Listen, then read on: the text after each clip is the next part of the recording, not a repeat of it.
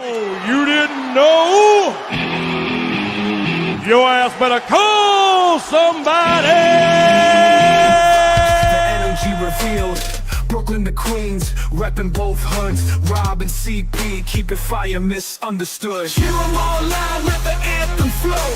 Mets fans unite at the pregame show. From city sand lights to the skyline greens, it's the heartbeat of Queens, the craziest dreams. Rob hype on the mic, CP's the fire spark. Together they ignite, voices like the park. Fans drift in jerseys, legacy bold. The Metropolitan story forever told.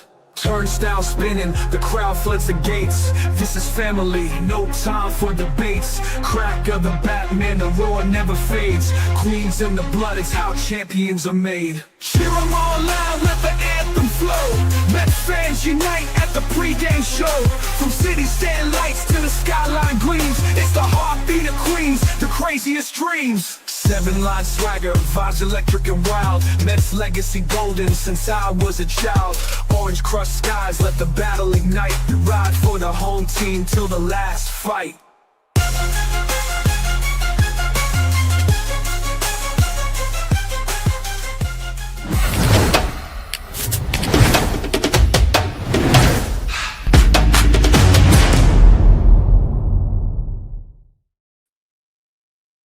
What's up, Mets fans? Welcome back to the Amazing Mets pregame show right here on the channels and on X.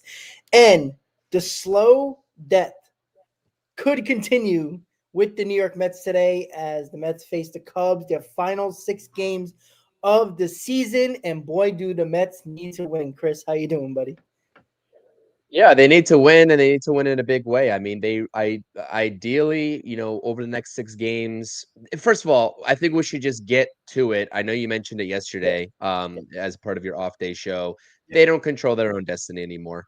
All that out the window, and that's unfortunate. So we now have to rely on both the Pirates and the Brewers to go ahead and hold the Reds at bay, and then we have to of our own business. So there is now 2 conflicting things going on at the same time. So that is what it is. And if the Mets intend to play this series, just straight up like they did against the Nationals, they might as well just not even go and travel to Miami to play that last series. They might as well not even go. So I am thoroughly disappointed in this team. Thoroughly disappointed.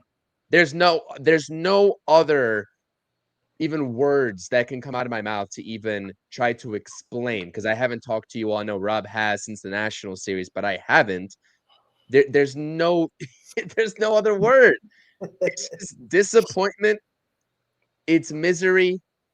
It's failed expectations. That's what it is, Rob. So, the Mets are going to have to take care of business in Chicago. I'm sure the Cubs would love to play spoilers. As we talked about in the National Series, all the streams that we did, these teams would rather see the Reds probably make the playoffs than the Mets. It's a league-wide thing to not have the Mets, especially the same team that signed the biggest free agent on the market, get to the playoffs. So that's what the Mets are competing against. We are going to know very quickly what level of urgency, what level of care this team has right now after that debacle at home. And we're going to find out tonight starting at 7:40 p.m. I mean, Mendoza's showing some desperation and urgency, right? I mean, look at the lineup. I mean, you got Brandon Nimmo playing center field. You got Starlin Marte playing left field. He's not playing anymore. I don't like Nimmo in center field, but let's be honest. Isn't he the best option right now compared to anybody else? Do you want to see Mullins? Do you want to see Siri in center field? No. Right, they're not hitting number 1, and their defense has been. And I don't like Nimmo, and I don't think Nimmo's defense is that good. But at least Nimmo, has more of a chance than any of those other 2 guys. And Marte has been hitting. You got to play him, and you got to get Beatty in the lineup. You got to get Vientos in the lineup, and this is how you're gonna do it. That's it. The only way you get McNeil in the lineup is to DH Vientos, because then you can put Beatty at third. This team needs to score runs. I know the defense has failed to pitch in, and it's like the Nationals scored a ton of runs. The Mets couldn't score enough runs. That has been the problem. And I'm not blaming Mendoza here. You put every available offensive bat that you can in this lineup. Yeah, it might hurt the defense overall, But you know what? A lot of these guys can get to the easy fly balls, can get to, to not make the simple mistakes. The simple mistakes have been happening way too much. And I just think you got to score. You know what? If you got to win the rest of your games 8-7, you have to at this point now. Because I don't trust anybody in this rotation. I trust McLean. That's it. That's all I trust. I don't expect David Peterson to put up zeros tonight. I just don't. I don't know how you feel about it, Chris, but I just don't. You get the possible Cy Young Award winner in Katie Horton tonight, and listen, you don't think the Cubs are pissed? And the Cubs, I felt like, laid down against the Cincinnati Reds, and it's so true. The way that have you seen? I don't think the Cubs have been excellent this year by any means, but if I've watched 3 out of the 4 games that they faced the Reds, they look like a team that did not give a fuck about who won them games in Cincinnati. And you'll know real quick if the Cubs really want to beat the Mets or they're just, hanging out for the ride, because it's not like they're automatically in that first wildcard spot. If they have a rough 6 games and the Padres have a good 6 games, they can lose that first wildcard spot and they lose home field advantage. So, they're not playing like a team that they're not playing like a team that should be playing to make sure they secure that first wildcard. I don't expect any help from any team. Yeah, I agree. To get the Mets in the playoffs. I don't. That is just wishful thinking by us fans, and that's wishful thinking by this team to allow this sort of situation to happen. I fully expect the Cubs to now play competent baseball and look like a different version of themselves than they did against the Reds. Yeah, it's going to happen. Like if you are even questioning if that's going to happen, you haven't been watching this organization for long enough. That is what's going to happen. So it's a shame. It's really a shame because the Mets held all the cards, and by some miraculous way, I have no idea how they continue to hold their own destination or their own destiny in their hands, but they did. And now that's all out the window. And we can go back and if we do a season review where we're talking about a team that missed the playoffs, this Mets 2025 team, we can look back at the 2 times the Mets played the Reds, and we can recount all the mistakes they made. The mistakes they made. And the same thing, because the Diamondbacks aren't too far behind, if I'm not mistaken, right? I think it's 1 game that they're back. And the tiebreakers against either of them, which is even worse. Exactly. And I remember not like last year. I remember vividly where the Diamondbacks had a series at Citi Field against the Mets this year, and the Mets pissed it away.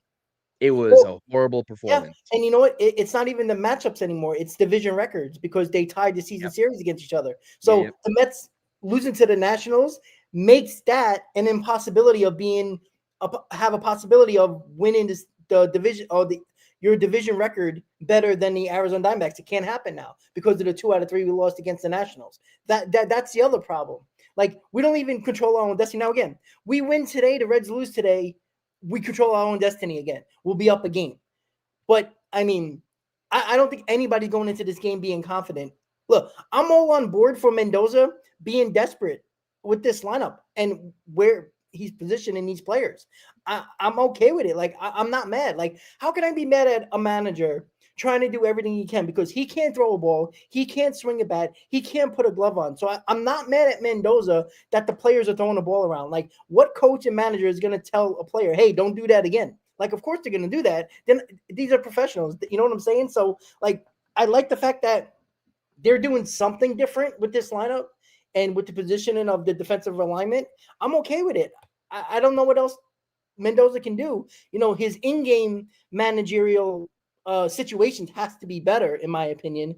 I don't think, you take out Pete Alonso or, pinch running and bunting in situations where you have 3 outs with a guy on second to win a ball game and you're bunting a guy over to third. I hate that situation. It's stupid. Swing the bat. I'd rather you swing the bat than bunt and give it out, because the Mets have shown that they've struggled in situations like that, in situational hitting and trying to get a runner from third with less than 2 outs. It's a lot of things. I mean, that National Series was just a debacle. Like, I was so annoyed. Like, I kind of held back yesterday a lot, and people were like, wow, you were crazy yesterday. That wasn't even close, because I still feel that if they play a sound baseball game, they will win. They're good enough to play to win ball games. They are. They can be just as good as any other team that are officially in the playoffs right now or going to be in the playoffs. They are.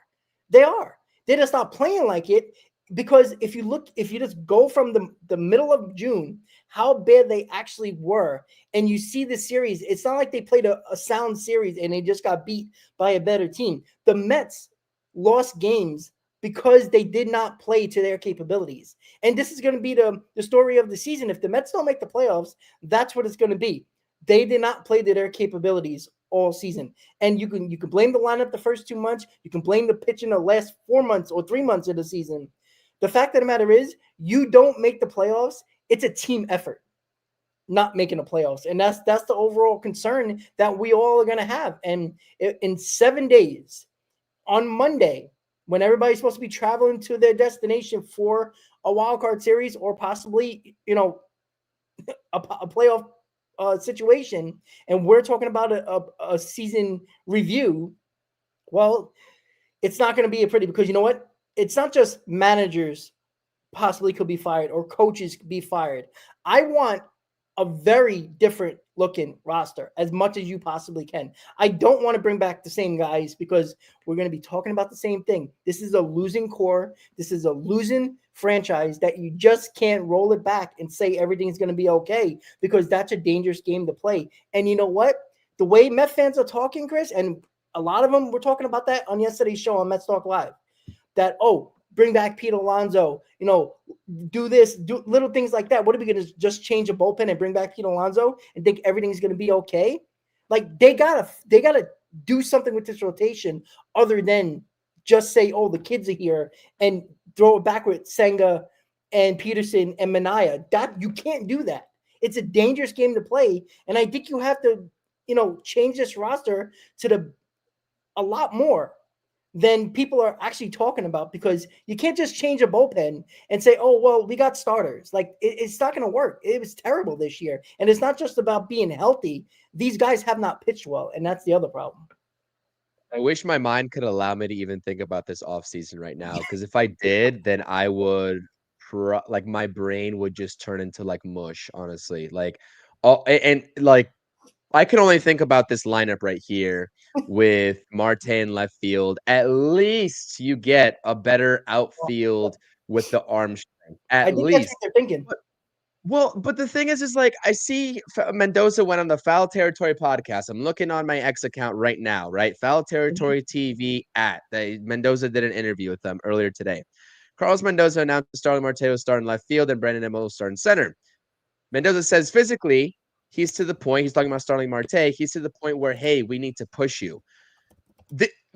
So it took relinquishing a playoff spot to need to push Starling Marte, who's making $20 million a year. It took until September 23rd and not the downward spiral at any point over the past few months to make that defensive change.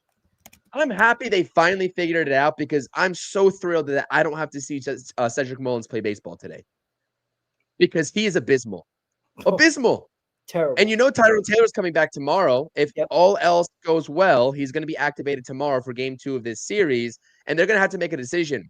One of these guys between Siri and Mullins, I bet you they keep Mullins. I guarantee you they keep Mullins. Oh, yeah.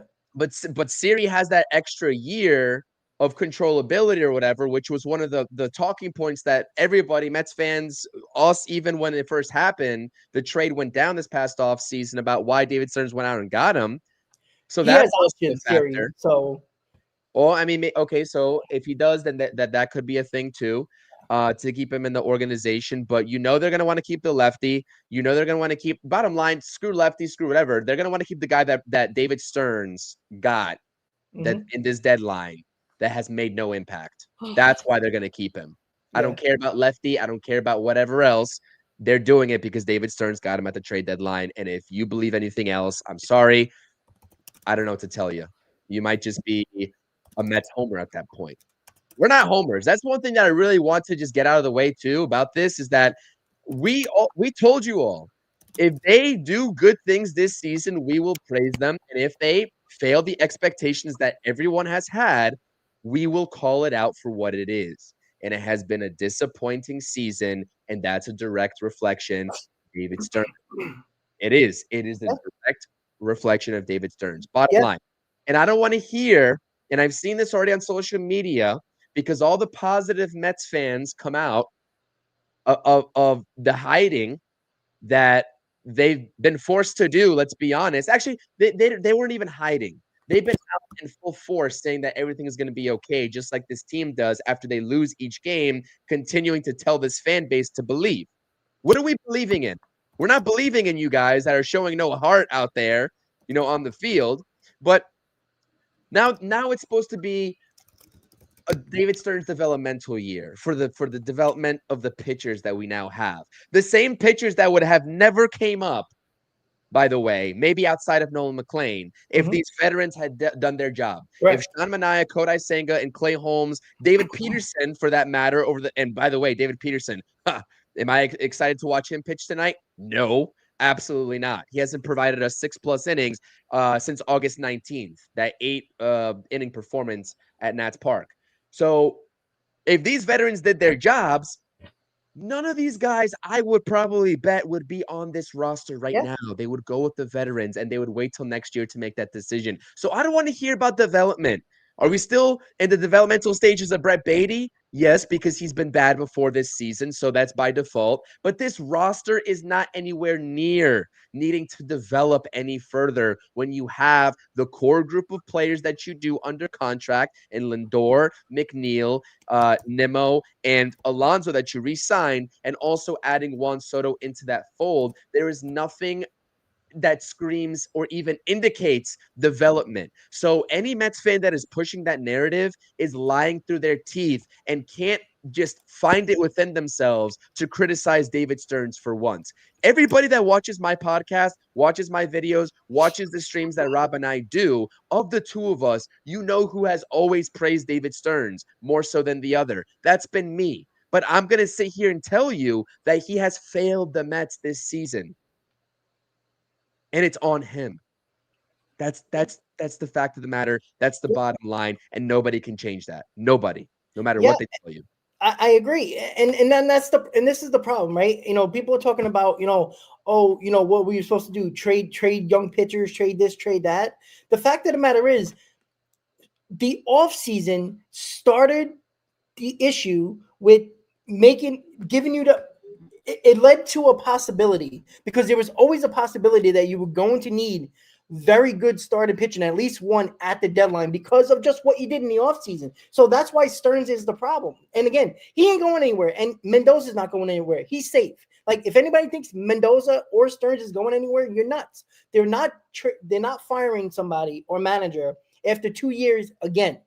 And I talked about this yesterday. Stability matters. And just because we might miss the playoffs, it's not just falling on Mendoza. It has to do a lot with Stearns. Mendoza got the roster that Stearns put together. We used over 46 pitches this year. That's Mendoza's fault? No. That's David Stearns' fault for relying on a guy who has a career 4 ERA, and he told you that he's your ace, and that's Sean Manaea. They told you that Kodai Senga is a co-ace. He's not. And could we get the Kodai Senga, by the way? Did you hear that lovely story that came out today? I don't know if you saw it, but he threw a bullpen, guys. I mean, I don't know. How's that? Everybody's excited, right? Did anybody, he just pitched on Thursday and he threw a bullpen. The Mets are going to wait and see where they are and where he is over the next 2 to 3 days, or 3 to 4 days, they said. So that means if he feels okay and he gives them the okay, because, everything relies on what Kodai Senga says, not what the Mets need, right? The Mets need Kodai Senga to pitch. Make no mistake about it. I can't stand the guy, but you can't tell me in the beginning of the year, this guy's your co-ace, and then you're not telling this guy, get the fuck on the mound. Who is pitching? This is what I don't understand. What does Kodai Senga have naked pictures of David Stearns and Steve Cohen? Seriously, why are they making him dictate everything? He's not injured. He just sucks. I just don't understand it. You're going to tell me we're going to finish the season with Kodai Senga being in the minors for 2 weeks now? Over 2 starts? And he just threw a bullpen, and you're going to wait and see? There is no reason why Kodai Senga should have been pitching these last 2 games of the Cubs series, and it's going to be Tong and Sproat, which is okay. But you could have pushed I one. think they actually said. I think Mendoza actually said that they're moving McLean into Brandon Sproat's spot on Thursday. Okay, because I okay, so they switched it up. So okay, that's fine. I'm okay with that. Let's say it's McLean, but like, what is the wait and see approach? Oh, if we lose 2 out of 3, and now we're kind of, we got to win all 3 games against Miami, and we need Cincinnati to lose 2 out of 3, so it's almost impossible to make the playoffs. That's when Kodai Senga is going to go in a non-important game. If they do that, everybody should be fired. That's ridiculous. You cannot. This is not Kodai Senga coming back from injury. This is not Kodai Senga coming back from injury. I talked about this yesterday on Mets Talk Live. I said it. I said, I don't care that Kodai Senga has been bad. You cannot tell me in the beginning of the year that this guy is your co-ace, and now you're telling me that, it's a wait and see approach. You better throw him out there. He's not hurt. He just has not been good. But you can't finish the season with Kodai Senga not pitching the final 3 weeks of the season because he doesn't feel right on the mound. He never said he was injured. He says that his body and his arm is not moving in the same direction. You can't fix that after 2 starts in a bullpen. Then you know what? Don't pitch. Then you shouldn't have pitched the rest of the second half if you felt that way, because all you did was hurt this team. I just don't understand it. Like, this is the problem, Chris. This is the indecisiveness that I cannot stand with David Stearns, where you got to tell a player who is not injured, get on the mound. You cannot finish the season with Kodai Senga not pitching in one of these important games. You just can't. Why is there a wait and see approach? If he's going to pitch game 162, that possibly might not matter.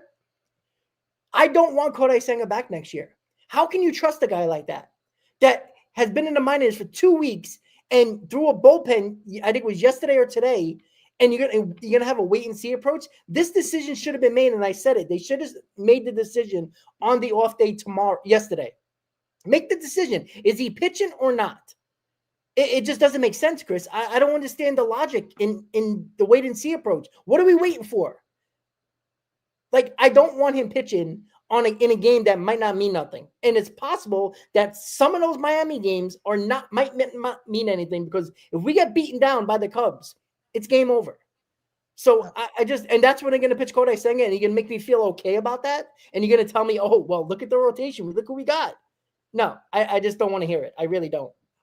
I don't think anything that happens between now and the end of this season in the next 6 games is going to, for a fan that's objective of the Mets, it's not going to persuade or, that anybody in this fan base that this rotation is okay moving into the offseason, right? Yeah, we've got the young guys that are going to be in year 2, or I guess you should say year 1, right? But I guess their second season technically. And then Christian Scott. Okay. Clay Holmes, are we still going to expect to see a jump from him? You know what I mean? David Peterson, what's going to happen with him? I like the problem of why I can't see this team doing anything different in their rotation is because they now have a situation, unless they get creative with trades and ship Kodai Senga out somewhere, right? He's going to be in his last year of his contract, so it's a 1-year deal for anybody who gets him. You're going to have to create roster space to bring somebody new in. You know what I mean? And that's because fine. Even then you'll have to move Sean Manaea into the bullpen full time, right? You're going to just say, hey, the hell with you starting any games for us anymore. And even though we paid you like a starter, that's the problem. A lot of these contracts end up coming back, to slap the Mets in the face. Brandon Nimmo's a couple of years ago. Marte's ended up slapping the Mets in the face as well when that was first given. Well, not first given, but the second year and onward of that deal that he signed. Manaea, it's on the track of this horrific season to be a bad 3-year deal, even though I wanted him back. I'll say that up front and foremost. You could just go all across the board. Senga, clearly, but, everybody was happy with Senga, and he did really well in 2023 in a lack of a pressure situation, lack of a pressure season. He did really well. So we didn't really see him in meaningful games, unfortunately, when he was killing it. And then the injuries started to accumulate. Who would have thought with a 30-plus-year-old pitcher that would happen? I don't know. I just don't really have. David Stearns has to get creative to make roster spots for this starting rotation. And if his philosophy isn't, if he's not planning on changing his philosophy, then what we have right now is what you're going to see. And, we're going to get sold this crap of year 2 of these guys as a collective unit is going to be a lot better than year 1. So until I actually see it, now I'm playing the let's wait and see. I'll believe it when I see it. I believed in David Stearns to do something impactful with the rotation at the deadline if he was choosing not to do so in the offseason. Now I don't believe anything about this guy with the rotation. I don't. I don't believe anything that he says or he says he's going to do about this rotation regarding his philosophy. I have to wait and see. And so until I get the notification from Passan that he brings on another pitcher that's actually worthwhile, no, I'm not talking about a guy like converting another reliever into a starter like they did with Holmes. And no, I'm not talking about, a guy like Griffin Canning, even though he would have served this team really well right now if he was still able to be here, I think, even though he was starting to fizzle out just a little bit earlier this season. I'm not talking about those types of moves. I'm talking about impactful moves in the rotation, which we have not seen yet with David Stearns, even though in 2024 it was a quote-unquote success story because he got the best version of Minaya and Severino in that year. I'm not buying it. We'll see what happens in the offseason, but the Mets are in real trouble this season. And like I said, and like you said, nobody should be expecting for the Cubs to just roll over and die like they did against the Reds in that series. Nobody should be expecting that. They've got one of their better pitchers on the mound today and in game 3 in Shota Imanaga. And this is going to be a really hard fought series that the Mets, the mistakes that happened against the Nationals in that series when you knew it was a must sweep, like we both all said, must win or must sweep at the very minimum.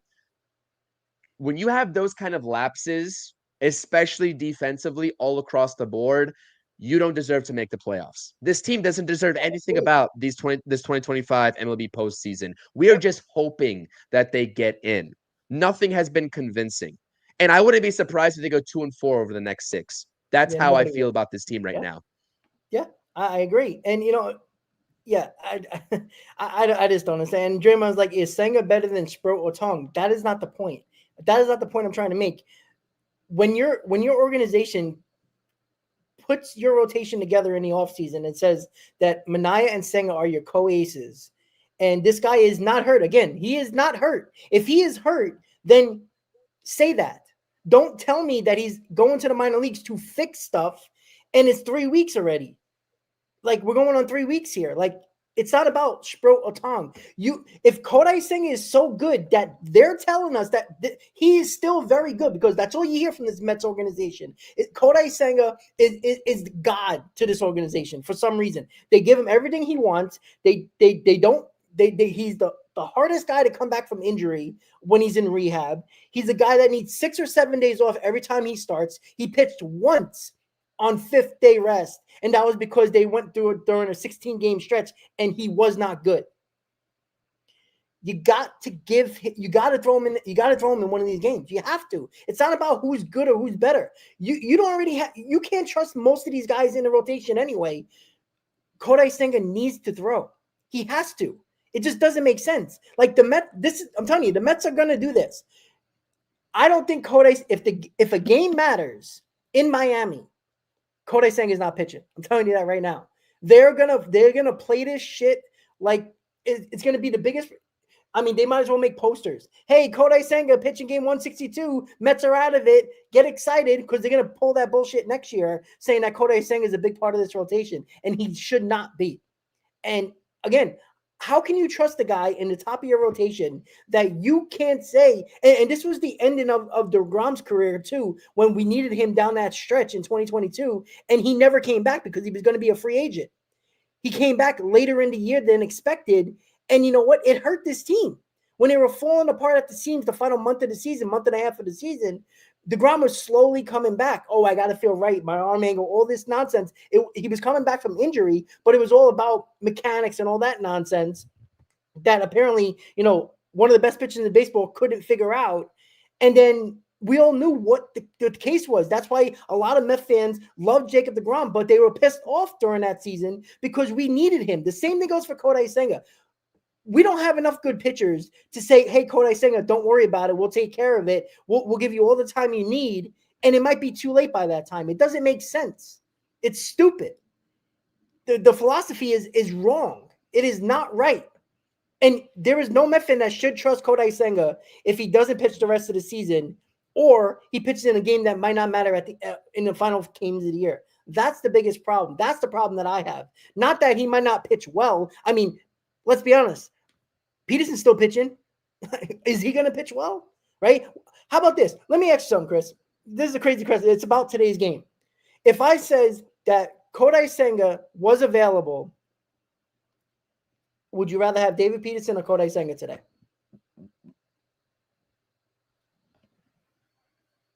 Now, we don't care about matchups. We don't care about lefty-righty at all. It's just a matter of it's you're thinking about it, right?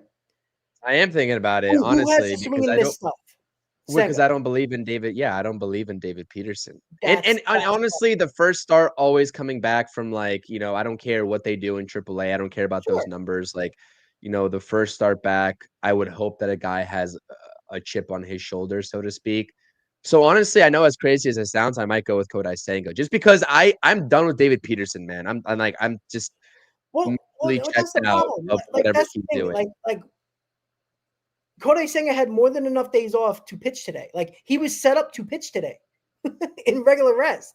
Like, this is the problem with Kodai Senga and the New York Mets. They continue to They continue to appease this guy in any means necessary, and they don't use him when they actually need him the most. It just doesn't make sense. Like, if you want to push David Peterson back into the Miami series, whatever. Like, it's like, I just don't understand the logic. It just doesn't make sense. Like, we know that David Peterson doesn't have swing and miss stuff. At least Kodai Senga has that potential. We always talk about the potential of the swing and miss stuff, right? With any pitcher, bullpen, starter, that's important. And you know what? Why not piggyback Kodai Senga and David Peterson? How that's a crazy idea, right? We know how good David Peterson was coming out of the bullpen last year. Why not just start Kodai Senga and piggyback David Peterson today? Wouldn't that make more sense? Well, then you're asking for double trouble if these guys are both bad. I understand that, but you know what? You did it with Minaya and Holmes, and it failed. So, you know, for the second time, I know they didn't give up a ton of runs, but I think you need to try it. Like, you got to get Kodai Senga. What are you going to piggyback with Tong or Sproat or McLean? Like, I just don't get it. I really don't. Yeah, I mean, think about why we're having this conversation in the first place. This whole, you know, piggyback tag team conversation in the first place. That's really the main question that every Mets fan and David Stearns should be pondering about, why he has to do this to a rotation that he was so confident in the offseason that was built, and then double down on it at the deadline by not acquiring, you know, more help for them and relying on these guys to be deadline additions. Oh, wait, no, we're just going to go with the rookies and see how they do in meaningful baseball games. And so, you know, it's just a whole failed plan, so to speak. Like, the plan was fine until it wasn't, right? And then you had to make a decision about what to do at the deadline. And it's just a lot of shoulda, coulda, woulda with this team and David Stearns, unfortunately. So, you know, I don't have any, I already said this, I don't have any confidence in David Peterson. He's looked defeated. He's thrown a plethora of more innings than he ever has had in his career. This is by far, like, we're talking about like over 40 innings, I think even approaching 60, 40, 50, 60, somewhere around there, innings more than he's ever thrown in his career. And the last month has shown that. Like, it's shown that this is a pitcher that is going into uncharted territory of what he's done in his career thus far. And just relying on that is not a recipe for success. Ask the Mets and how Sean Manaea did in the playoffs last season, right? He had a great regular season and then fell apart in the playoffs because that was uncharted territory for him, unfortunately. And yet you ran it back with a lot of the guys that are in uncharted territory, and you wonder why we're in the mess we're in. Yep.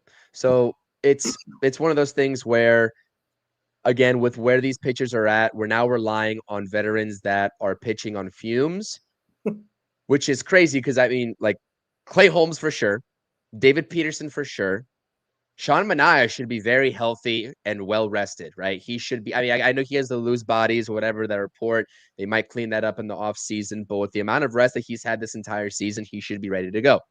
But the production just hasn't been there. They decided to flip flop the tandem that they had between Holmes and Sean Manaea, and they didn't do as well the first time around, or the second time around, I should say, because Sean Manaea got off to a really poor start. They didn't give up like that many collective runs because they just did well after that, but it was a really bad start, and that's why I'm like, Sean Manaea just seems like the perfect bullpen arm. We were even talking about that, right? Where like Sean Manaea just seems like he has comes out there with a different type of edge, coming out of the bullpen than being a starter. Yeah, And so why, what are we in the business of especially when the national series was happening? Like, are we in the business of really getting cute and creative and seeing what combinations work right now when you're trying to even just make it to the postseason while you control your own destiny? Like, that didn't make sense. And I told you in the pregame before that game happened, I said, if this game is a loss, right? And if one of these guys doesn't look the same, and Sean Manaea didn't for the most part, then we're going to be talking about why did Mendoza and Stearns decide to flip these guys between starting and bullpen rather than the first time around. And yeah. they ended up losing the game. So I don't know. It's just like this change is different than that change, though. Like, I like this change in the lineup. I didn't like that change in the rotation. I agree. So we know why, because they had they had lefties going. That was the reason. They have more lefties in the lineup because, again, they care about matchups when it appeases them. When they think they're smarter than everybody else, they do it. Like, how many times have we said this year that last year it was so much about matchups, it annoyed us, but it worked the majority of the time last year. We were annoyed by it, and we came on the postgame saying, "Oh, well, it worked." So I guess they're doing the right thing. They were making all the right calls. This year, it seems like they're using their gut more and analytics at the same time with matchups, and it's like why the sudden change? Why the difference of philosophy when you were successful for nearly 4 months last year? I don't understand. That's why I don't understand the plan. There is no plan. Like, if you believe there's a plan, you are the biggest fool that David Stearns wants you to be. I told you about his propaganda and his speeches that just, it's air to me.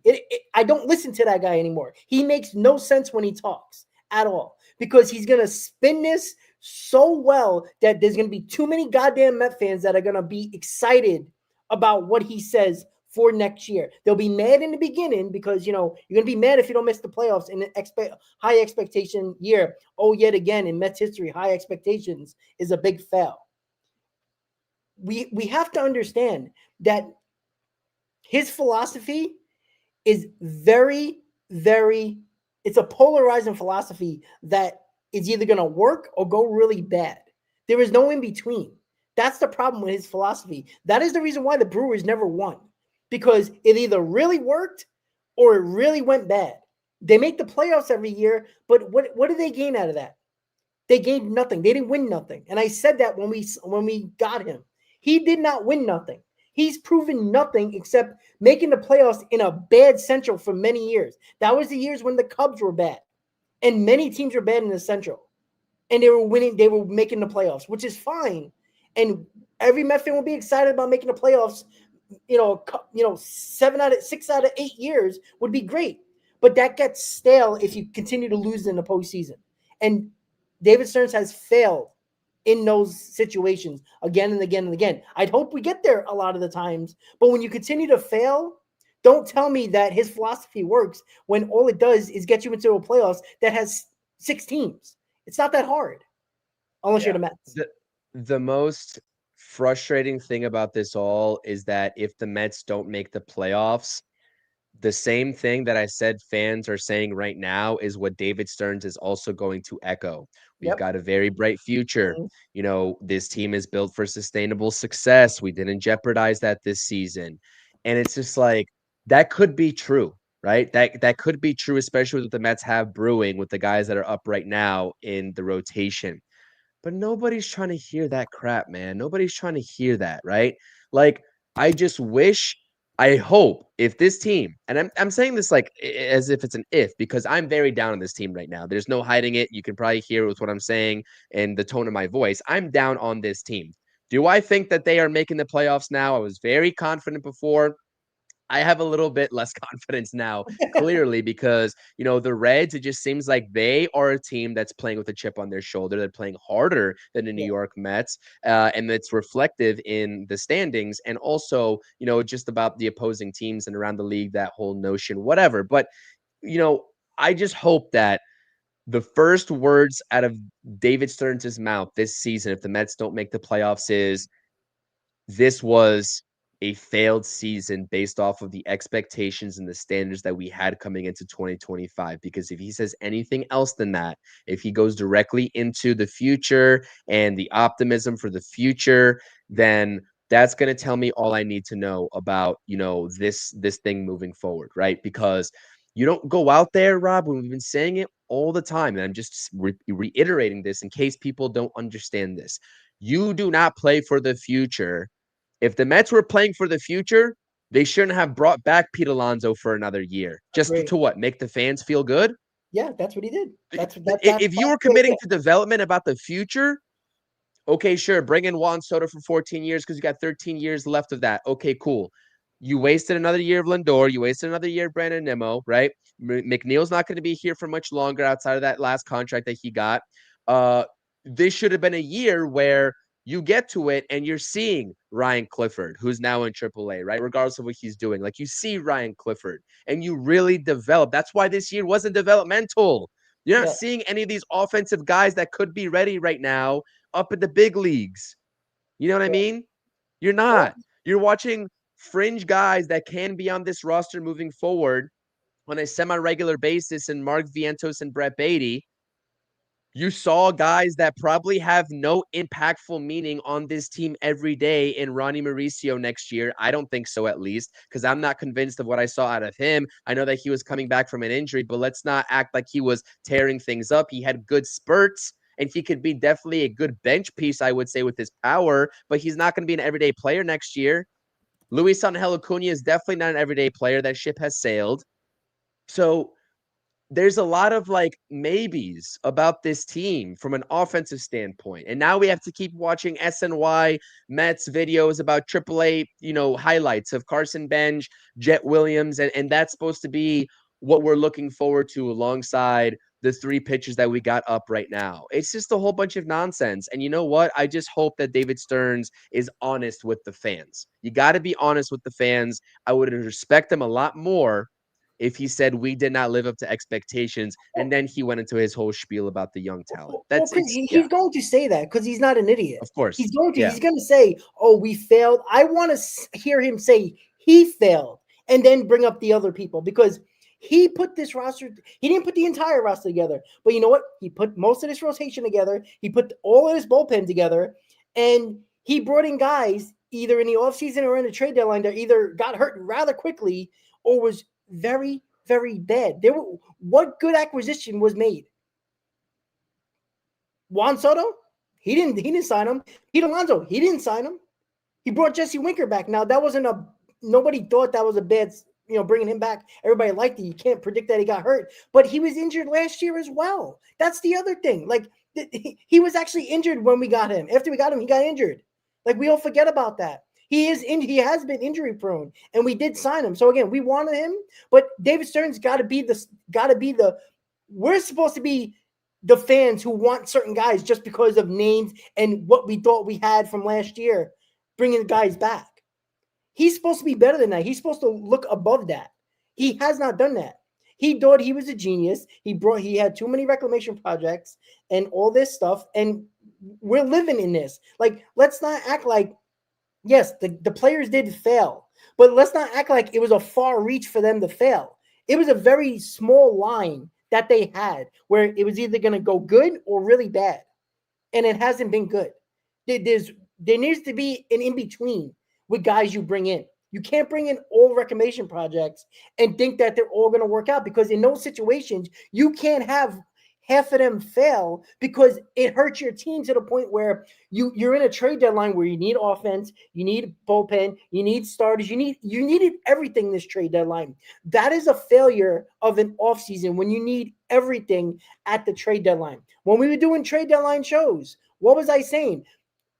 His expectation was we didn't need all this at the trade deadline. We might have needed one part of the team, but nothing else. When you're going into a trade deadline and you were talking about batters, you're talking about a center fielder, you're talking about bullpen arms, you're talking about starters, it's almost nearly impossible to get all of that and good players.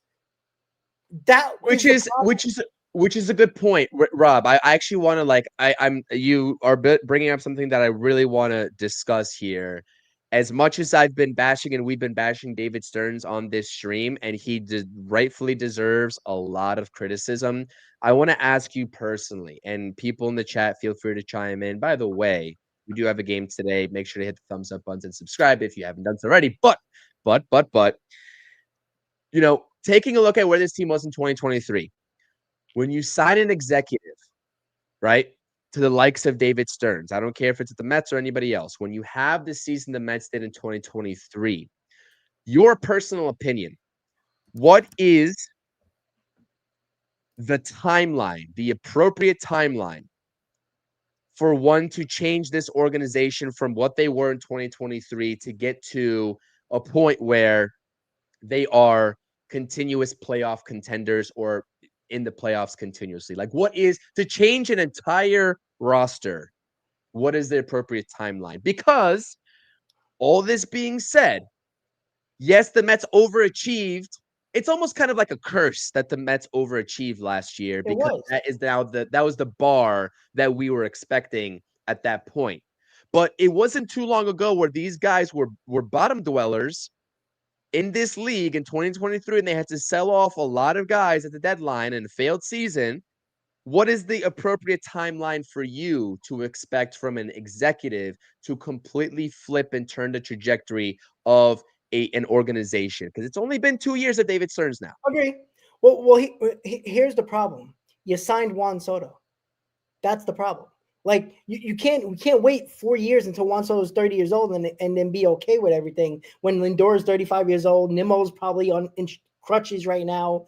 Here's the problem. This is the issue.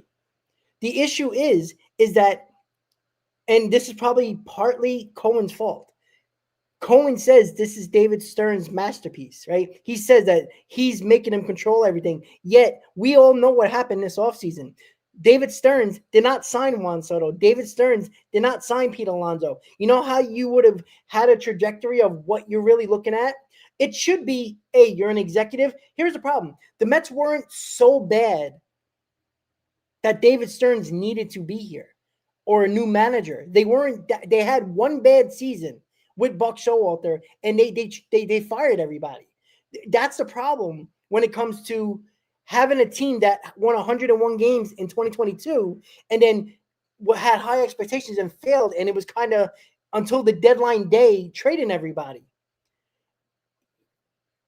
The issue was David Stearns was between a rock and a hard place because I said it from the beginning. When David Stearns took over, he should have never traded for Francisco Lindor. He should have blew up the entire team. You should have traded Nimmo. You should have traded Pete Alonso. You could have got massive amount. Cohen or Stearns?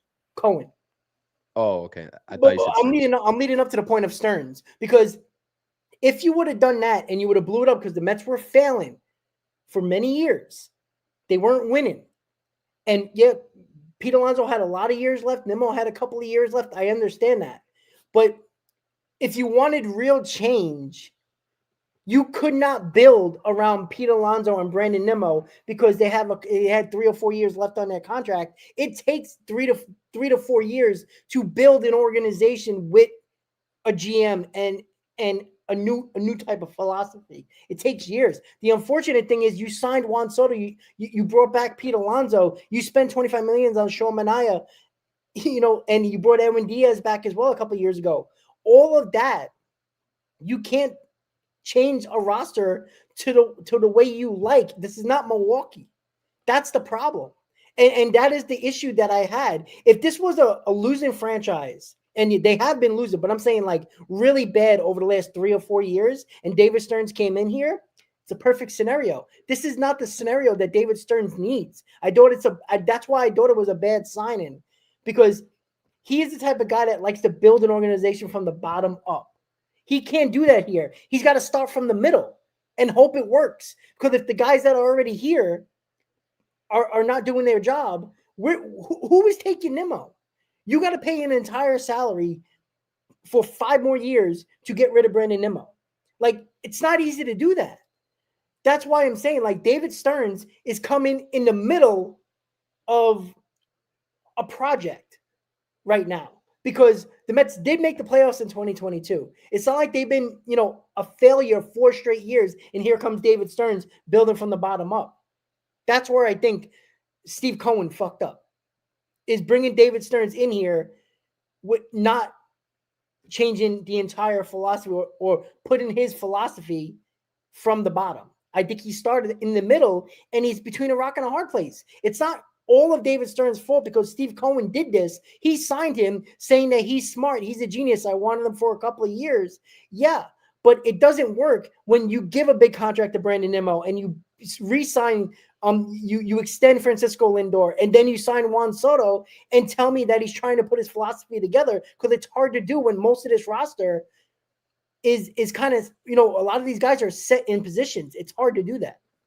Who else were the Mets realistically going to bring on outside of David Stearns? Like, let's be honest. Like, what? Like, I agree. Well, that's why the firing of certain guys didn't make sense, because you can't tell. Steve Cohen fired how many people already? Managers. Listen. Well, the guy who orchestrated this all was resigned, did he not? Well, yeah, because that stuff came out, but we all know he was getting fired. Like, we all knew he wasn't sticking around. He was getting fired. He could have been a GM or something underneath David Stearns. Yeah, but we know Stearns was going to roll. Again, where is the GM under Stearns? Did he say that's what it's leading me to my next point in the offseason. I think that we're going to start to see, and I think that's going to come from Steve Cohen. I think that we're going to see a GM underneath David Stearns, and I don't know who it is. I don't even know what candidates are out there. I could care less. I just hope whoever comes in is able to bring a voice that this whole philosophy with this starting rotation is great and all, and it's a great start. But they need to change it up a little bit. And I think that's gonna offensively, I think this lineup, there could be a change, there could be a major shakeup, and that starts with Pete Alonso, whatever. But we need to get this pitching down, and we need to figure this out. And it's a replication of what Stearns did the past 2 years and 2 off seasons, is not going to work out. So, yeah, and listen, guys, we got 6 Stearns is not getting fired, by the way. No, Stearns nor Mendoza. I don't think either of these guys are going anywhere. Yeah, I don't think so either. And you know what? Nor should they. If you're going to talk about stability, you can't fire another manager and GM in 2 years. Like, you're not fixing anything, because all you're going to do is get somebody else with another philosophy that might want to sign everybody instead of keeping these prospects. And now you're going to have an offseason of trading all these guys that you just liked to see. And again, I'm all on board with that. I'm so sick and tired of prospects because, again, the issue with the Mets is that they have log jams in their system, and it was proven this year bringing up 4 guys that played the same position and they couldn't play every day. You didn't make a decision at the trade deadline by trading 2 of them and picking 2 guys to play. This offseason, they need to determine who's playing second and who's playing third. That's it. That's the start. They need to do that because the other guys need to be traded. You can't have top prospects being bench players. It's stupid. It's dumb. So overall, Chris, 6 games to go. We are obviously not confident in this team. There's no confidence. Like, we're going to watch this game and hope for the best. That's all we can hope for. Maybe we get lucky and the Reds lose tonight. The Mets win tonight. We're back in the driver's seat with 5 games to go. That's the best case scenario. Worst case scenario, I think we all believe is probably going to happen. But you know what? They've surprised us before. I don't know why, but they do sometimes. Maybe they will, maybe they won't. What are your final thoughts, buddy? Unfortunately, outside of the top 4 guys, and Brandon Nimmo deserves to be a DH, and I think the Mets are going to be forced to make him one, and that's going to create problems roster-wise in the future within itself because there are other DH types in this organization that would play well there and fit that mold. And unfortunately, with where Brandon Nimmo's at with his legs and everything else that has plagued him, he is on the fast track to be a DH. But he still would be an everyday DH, at least in the first year or two, with what he's produced offensively. After that, Vientos, Beatty, Marte, McNeil, Alvarez, maybe Beatty. Out of all these guys, I can say maybe he's an everyday player. It's a hard maybe for me, but I see a half of a lineup that are like part-time players on a team, right? In terms of my confidence level in them on an everyday basis. Unfortunately, right? Especially with the production that we've gotten. So I'm not confident in this team. Yeah, we're hoping that they can surprise us, but I think that, you know, I honestly think, talent aside, I still think the Mets have enough talent, right? They have wild card talent. This team is not talented enough. The Phillies are by far more talented, I think, at this point with what they've shown than the Mets. Now, does that mean anything once the playoffs start? No, obviously we had the same conversation last year. The Phillies were more talented. The Mets came out on top. But, there's something where with this team, we've heard rumblings of it. We don't know if it's actually true about the cohesiveness of this team. Is there, individual groups on this roster? I'm not going to make those sort of assumptions, but all I can see and tell you all with the assumptions I can make is that, there seems to be a lack of fire at times with this team. We all see it. And everyone asks, like, what is your definition of a lack of fire? Turn on the TV, watch 9 innings of this team, and you will see in every camera angle or most camera angles, especially in the dugout, that there's a lack of urgency and a lack of fire with this team, right? There's a lack of hustle with this team. And you just that needs to be fixed first and foremost. And that's more so of like a clubhouse issue that nobody has really insight into, minus the beat reporters, etc. But we also said that last season as well, and at least for the first part of it. And we were kind of hearing a lot of stuff from, people who may or may not have sources, whatever. And they ended up bringing back and running it back. So maybe that wasn't the issue all along. You know what I mean? It's very hard to as an outsider to make assumptions on that, is what I'll say. So, but nonetheless, I don't have any confidence in this team moving forward. I wish I was telling you something different. Maybe they do surprise us. Maybe they don't. But I'm expecting accountability nonetheless. I'm tired, Rob. I think we're all tired that, with the you gotta believe. I almost hate that this is this team's slogan now. Like, it's gotten to the point where, I just don't like it anymore. Unfortunately, that could be a hot take, but it's just like it's an excuse. It's turned from a slogan to an excuse. The new slogan. Help! Exclamation mark. That's it. Anyways, yeah, we've seen this. We've been here before. No matter what, it'll make for an interesting off season, no matter how this season ends. And that's all I can say. I mean, TBD for post game. If anything, we'll do another pregame or something tomorrow. I mean, you'll see us. We'll be around. So we'll see what happens. Cade Horton is going to be a very tough matchup for the New York Mets offense and David Peterson. I mean, I don't know, man. Just look at just like in center field, I'm like, look at the defensive just mismatch there in center field with who you got. Brandon Nimmo versus Pete Crow Armstrong. Even Jacob Young was putting on a clinic with these ridiculous plays for the Nationals, dude. I don't know. I got to get out of here. Let's get out of here. Listen, when we have pre-games and we're not basically talking all about the game, there's major issues with the New York Mets. So with that said, guys, TBD on the post game, just hit that notification button, that bell. So if there is a post game, you'll know that it's there and you'll get the notification for that post game. So thank you for tuning in to the Amazing Mets pregame show, guys. Hopefully the Mets win and we have something positive to talk about tomorrow, because I'm in a loss for words. I mean, this team doesn't deserve any credit. This team doesn't deserve any positivity from Mets fans at all, even though some will spin it that way. Have a good night, guys. Enjoy the game. And I'll see you tomorrow and possibly Chris tonight, guys. Let's go Mets and have a good night. Let's go Mets.